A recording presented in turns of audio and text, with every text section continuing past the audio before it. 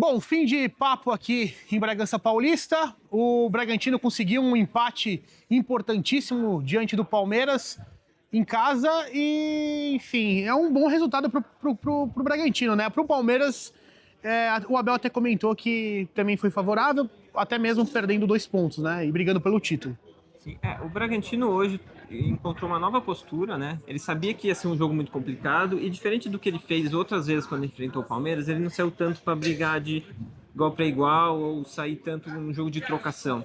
Ele esperou muito mais o Palmeiras, se fechou muito bem e assim, o Bragantino tinha 18 jogos que tomava gol em todos. Foi a primeira vez depois de muito tempo que não tomou gol.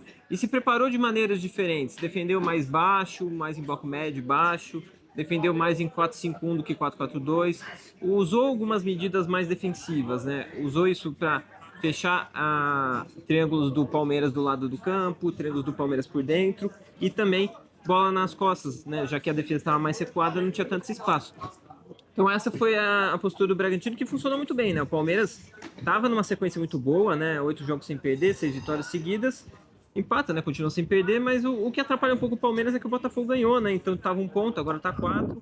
E essa é a disputa do Palmeiras, né? Pelo título. O Bragantino, ele vai disputar meio de tabela ali e tentar fugir do rebaixamento, né? E classificar para a Sul-Americana também, que é importante. Porque se a gente olhar até o quanto o clube gastou em contratações e quanto ele gasta de folha salarial... É muito alto. É alto, mas o Bragantino hoje no Brasil é para meio de tabela, se você for comparar. Porque o Bahia já passou o Bragantino, o Cruzeiro passou o Bragantino, o Botafogo, além dos times que já passavam antes. Então, o time ele pode jogar mais parecido do que jogou hoje, do que jogou nas outras partidas, o Bragantino, né? O Bragantino pode fazer mais isso e conseguir melhores resultados.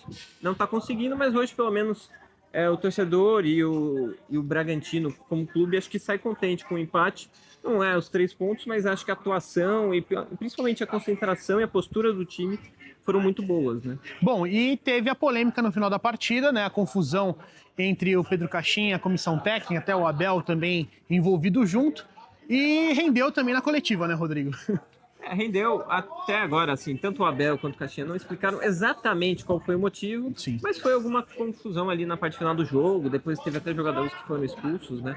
Então, assim, é aquela coisa do jogo que vai ficando muito pilhado, que vai criando muitas situações, assim, e a partida vai subindo o nível, tanto no embate individual, né? São times que têm jogadores que também conseguem criar isso e comissões técnicas que são muito competitivas, então acaba criando e subindo esse nível, né? E também uma coisa importante de falar no jogo é que o Guilherme saiu de ambulância, né? Ele bateu na cabeça no lance com um risco de concussão, ele acabou saindo. Ele tá a caminho do hospital aqui perto, né? Então a gente ainda não tem um boletim do que aconteceu, tudo, mas ele saiu durante o jogo de ambulância para ver o que aconteceu, né? Para tomar esse cuidado com o jogador que fez uma boa partida. Até aquele minuto ele estava jogando bem e acabou.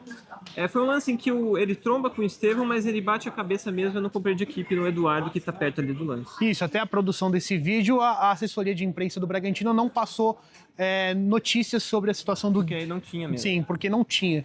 E com relação ao Bragantino, o próximo adversário é o Vitória, no dia 19, lá no Barradão, na Bahia.